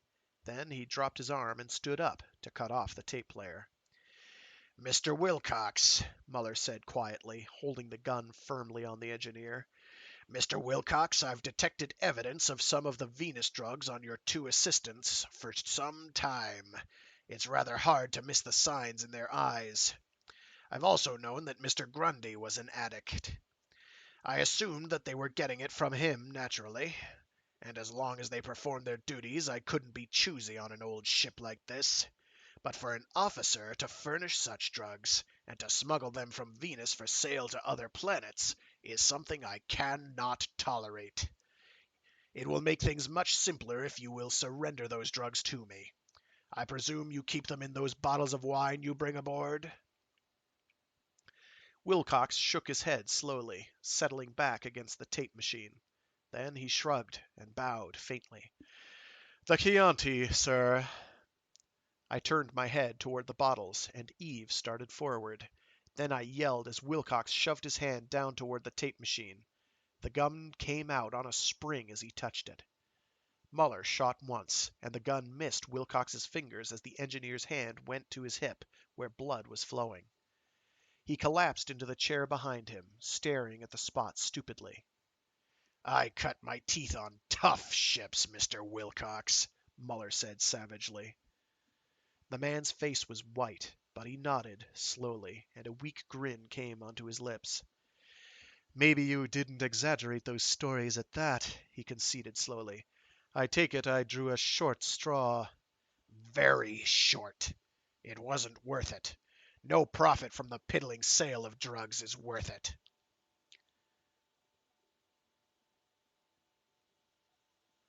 "There's a group of strings inside the number 1 fuel locker," Wilcox said between his teeth. The numbness was wearing off, and the shattered bones in his hip were beginning to eat at him. "Paul, pull up one of the packages and bring it here, will you?" I found it without much trouble, along with a whole row of others, fine cords cemented to the side of the locker. The package I drew up weighed about 10 pounds. Wilcox opened it and scooped out a thimbleful of greenish powder. He washed it down with wine. Fatal? Muller asked. The man nodded. "In that dosage, after a couple of hours. But it cuts out the pain. Ah, better already. I won't feel it. Captain, I was never piddling. Your ship has been the sole source of this drug to Mars since a year or so after I shipped on her." There are about 700 pounds of pure stuff out there. Grundy and the others would commit public murder daily rather than lose the few ounces a year I gave them. Imagine what would happen when Pietro conscripted the Wahoo and no drugs arrived. The addicts find out no more is coming. They look for the peddlers, and they start looking for their suppliers. He shrugged. There might have been time and ways if I could have gotten the ship back to Earth or Jupiter. It might have been recommissioned into the Earth-Mars-Venus run, even. Pietro's injunction caught me before I could transship, but with another chance I might have gotten the stuff to Mars in time. Well, it was a chance I took. Satisfied?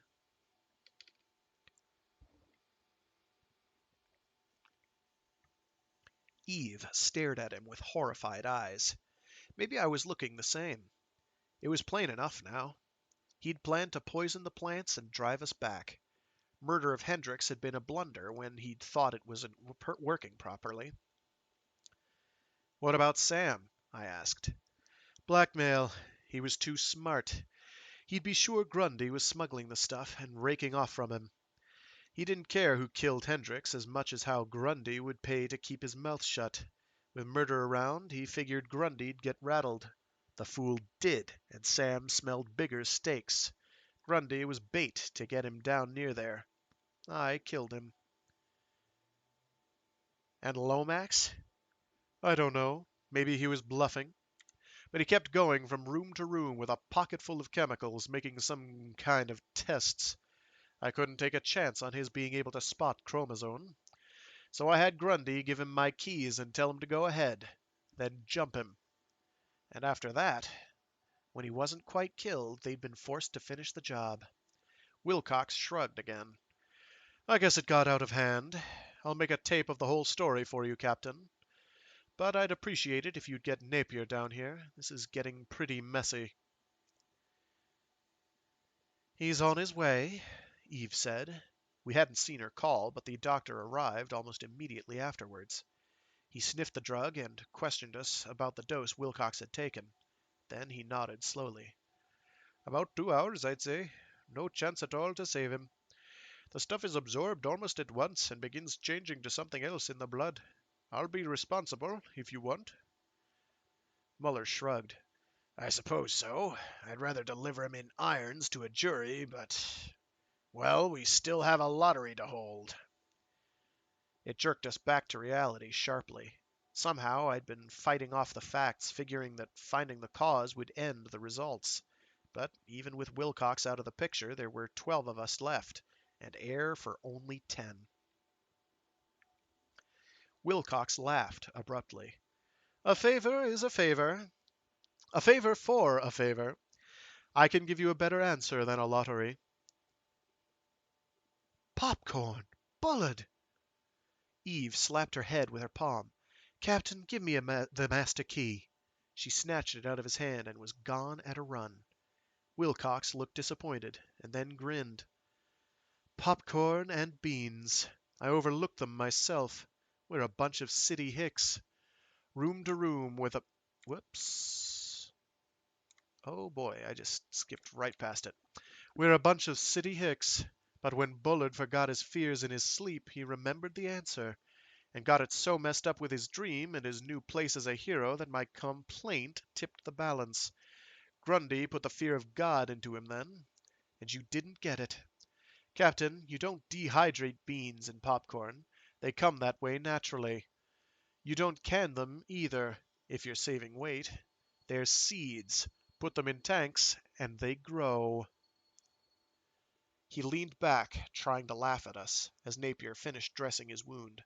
Bullard knows where the lockers are, and corn grows pretty fast. It'll carry you through. Do I get that favor? It's simple enough. Just to have Beethoven's Ninth on the machine, and for the whole damned lot of you to get out of my cabin and let me die in my own way. Muller shrugged, but Napier found the tape and put it on. I wanted to see the louse punished for every second of worry, for Lomax, for Hendricks, even for Grundy.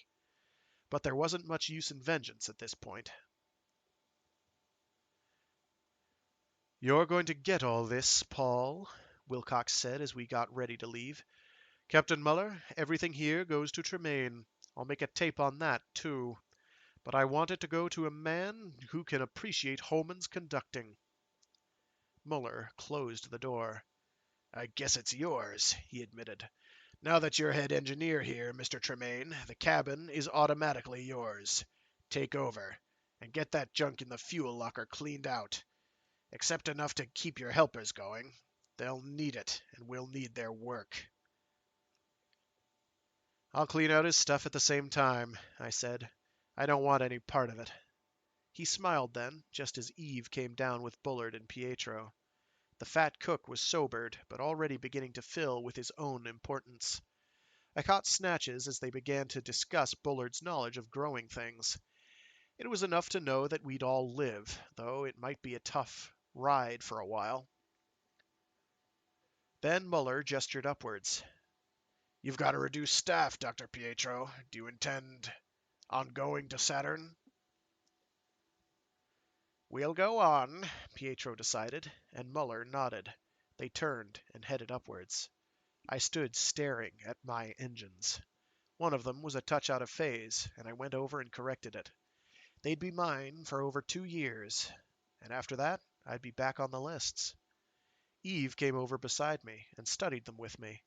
Finally, she sighed softly. I guess I can see why you feel that way about them, Paul, she said, and I'll be coming down to look at them. But right now, Bullard's too busy to cook, and everyone's going to be hungry when they find we're saved. I chuckled and felt the relief wash over me finally. I dropped my hand from the control and caught hers. A nice, friendly hand. But at the entrance I stopped and looked back toward the cabin where Wilcox lay. I could just make out the second movement of the ninth beginning. I never could stand the cheap blatancy of Holman's conducting. And that was Let 'Em Breathe Space by Lester Del Rey. Wow, that went for almost exactly 2 hours. So I'm now late for a prior engagement, but that's fine. We got her done. So yeah, again, 1953, a bit dated, based on people's views of women and folks of color.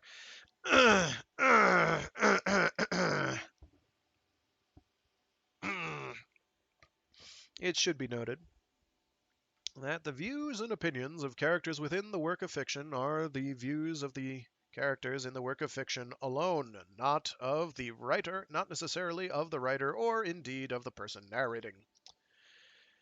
Yes, it's a disclaimer. I will have to do that like 3 times if I ever read Sand Dune aloud, which I probably won't because it just sounds like effort. My voice feels shredded right now. Oy. So that'll about do it for today. Hope you all enjoyed. I know the cat enjoyed the snuggling until he departed.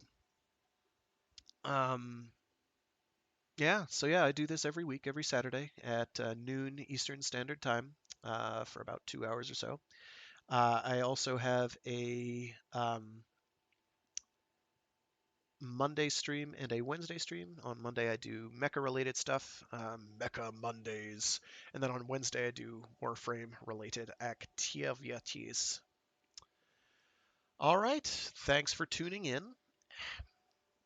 Hope, hope, hope people tune in more often. As someone brought to my attention, the recording I have for the 5th installment I did of Peter Watts' Blind Sight seems to be foobarred, completely fucked up beyond all recognition, and I'm going through to make sure that I have an actual saved recording separate that, works.